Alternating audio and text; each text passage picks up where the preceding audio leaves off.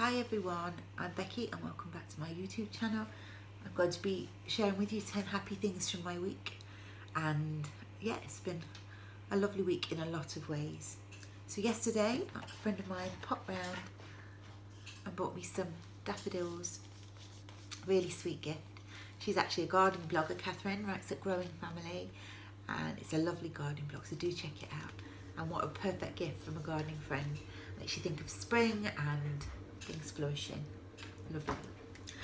Books have featured heavily in my week. My son's option evening at school was this week, and it was interesting to look at the subjects he could possibly take. And my favourite, of course, was English. They shared with us the books they were going to be doing next year, and one of them is An in Spectacles by J.B. Priestley. A really wonderful book. It says, we don't live alone, we are responsible for each other. We are responsible for each other, we impact on each other, and we need to take care of each other through everything. Don't just abandon each other. Yeah, we all impact each other. It's the message of this book, and it's a great book, and I'm really glad my son's reading this. He's also doing Macbeth, which I did when I was at school.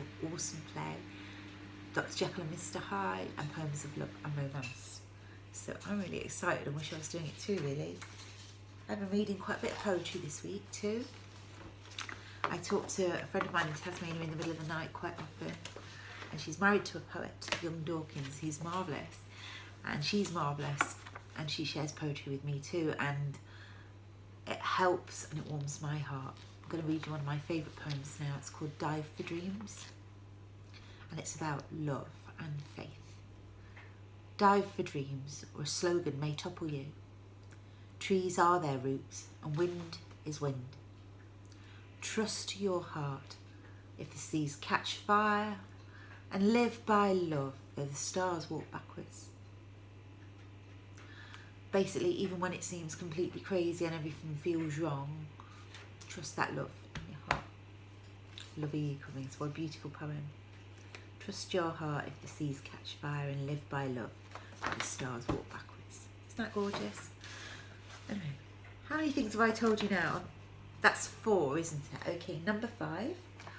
I sent a product review. I get a lot of products to review, and I normally share them on my blog, but I wanted to tell you about this one because it's actually working beautifully, and it's rosehip oil, and it's a skin boost roll-on, and it's meant to be for scarring and nourishing and dry patches and wrinkles and fine lines. I've got quite a lot of fine lines and wrinkles, but I'm 46, so have a look. I've got some scarring, and I've been using it on that scarring, and the discoloration is actually fading, and that's really good. I do like it. It's an organic cold pressed rosehip oil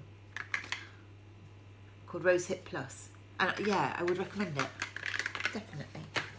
I've been listening to some old records. I do love my record player.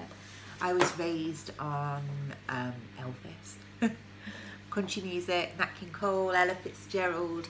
My dad was a lot older than my mum, so his music was a different generation to hers, and she, of course, liked the Beatles too. But Don Williams was one of my mum's favourite artists, and we saw him several times. Just the most gorgeous, big, burly Texan with the most gentle heart, and yeah, just some beautiful, beautiful songs on here. Gorgeous. Records can be picked up really cheaply from charity shops and often take you back to places where you were really happy, so it's definitely something I would recommend. What else am I grateful for this week? Well, I'm grateful for the internet. I'm grateful for the internet because I've been having trouble sleeping, and I've had quite a lot on my mind, and it's really nice to be able to talk to the people in the middle of the night who are also awake.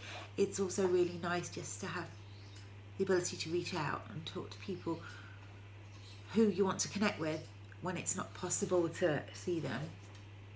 So yeah, I'm grateful for that. Sometimes it drives me insane, and I wish there was a lot more people connection, but actually sometimes it's a really good thing too. What else? So Oh yeah, working from home. My daughter's been off school this week because she's been poorly, and I am so grateful for being self-employed and working from home. Again, there's a flip side to that. Sometimes it can be a little lonely and give me too much time and space to think about things. But other times the flexibility is just absolutely awesome, and I'm endlessly grateful that I get the time with my precious children that matters so much to me. And I know I'm very, very lucky in having a job that is so flexible that I can work at 5:30 in the morning, or I can work at 10:30 at night, and it doesn't matter, and I can have the time I need to be with them. I'm also grateful for walking. I think I told you last time I did this that I'm walking a marathon in a day in July, and I have to do a lot of preparation work for that because a few years ago I was really quite poorly and ended up with a paralysed diaphragm, which has had an impact in quite a lot of ways on my health and fitness. And so this is a real challenge for me. So this morning, straight after doing this, I'm going to go and walk 4 miles. Sounds a long way, doesn't it? I'm sure it'll be fine. It'll be fine, right?